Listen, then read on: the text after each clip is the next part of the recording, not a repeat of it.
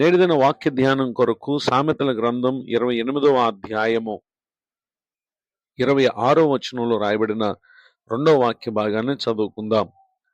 జ్ఞానముగా ప్రవర్తించువాడు తప్పించుకొనును. చదవబడిన ఈ వాక్య భాగంలోని దీవెన నా ప్రియులకు మీరందరూ పొందుదురుగాక. వాక్య ధ్యానం కొరకై ప్రార్థన. ప్రేమ కలిగిన మా తండ్రి, మీకు వందనాలు.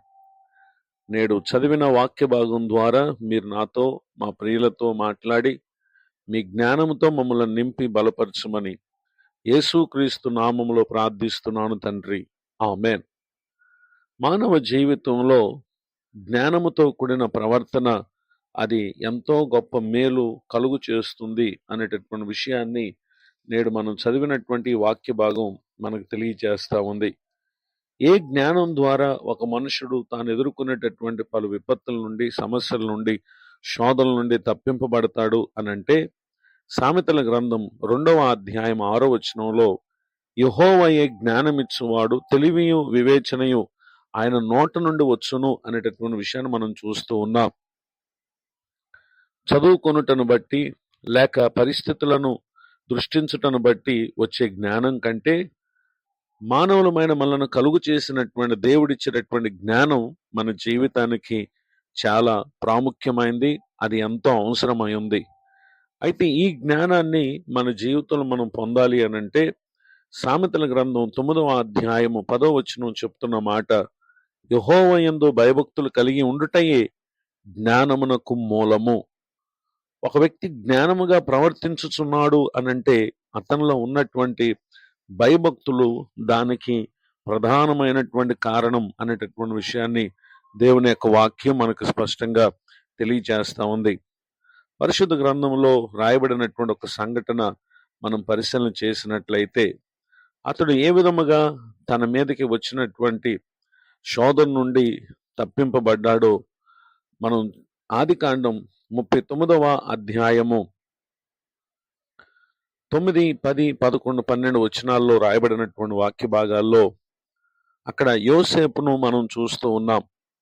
9వ వచనం ఆఖరి భాగములో, కాబట్టి నేనెట్లు ఇంత ఘోరమైన దుష్కార్యము చేసి దేవునికి విరోధముగా పాపము కట్టుకుందునని తన యజమాని భార్యతో అతడు అనుటని ఇక్కడ మనం గమనించగలం. నిజమే, యోసేపులో దేవుని పట్ల భయభక్తులు ఉన్నాయి గనుకనే ఆ సమయంలో, ఆ సందర్భంలో పొతిఫర్ భార్య విషయంలో అతని అజ్ఞానంతో కాక, ఆమె అయితే యోసేపు విషయంలో అజ్ఞానంగా ఆలోచించింది.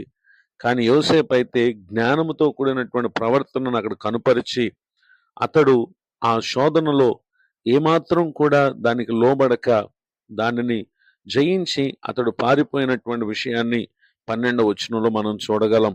పారిపోయినప్పటికీ అతడు చెయ్యని నేరం అతని మీద మోపబడినప్పుడు అతడు చెరసాల వేయబడ్డాడు.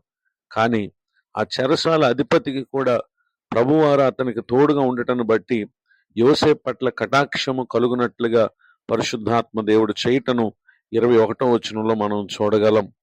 ఈ మాటలు వింటున్నటువంటి నా ప్రియ సహోదరి సహోదరులు, నిశ్చయముగా దేవుని పట్ల చూపే భయభక్తులే మనకు జ్ఞానాన్ని కలుగు చేస్తాయి.